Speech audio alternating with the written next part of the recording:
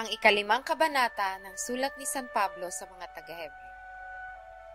Sapagkat ang bawat dakilang saserdote, palibhasa'y hinugot sa mga tao, ay inilagay dahil sa mga tao sa mga bagay na nauukol sa Diyos, upang siya'y makapaghandog ng mga kaloob at mga hain namang patungkol sa mga kasalanan, na makapagtiis na may kaamuan sa mga di nakaalam at nangamamali. Yamang siya rin naman ay nalilibid ng kahinaan.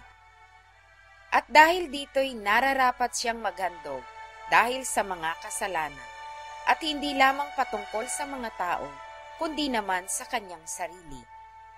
At sino man ay hindi tumatanggap sa kanyang sarili ng karangalang ito, liban na kung tawagin siya ng Diyos na gaya ni Aaron. Gayon din si Kristo man ay hindi nagmapuri sa kanyang sarili upang maging dakilang saserdote, kundi yaong sa kanya ay nagsabi, "Ikaw ay aking anak, ikaw ay aking naging anak ngayon."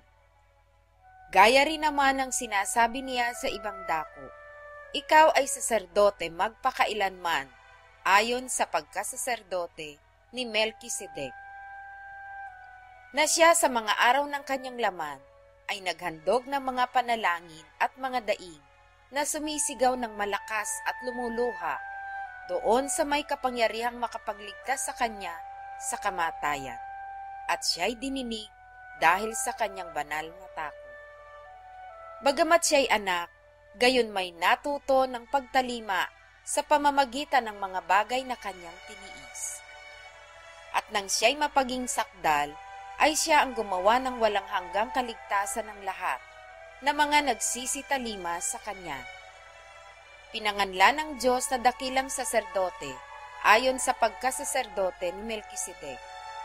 Tungkol sa kanya'y marami kaming sasabihin at mahirap na saysayin, palibhasa'y nagsipurol kayo sa pakikinig.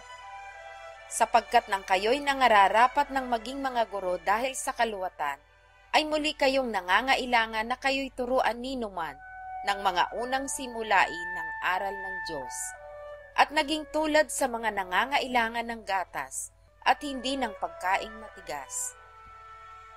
Sapagkat bawat tumatanggap ng gatas ay walang karanasan sa salita ng katwiran, sapagkat siya'y isang sanggol.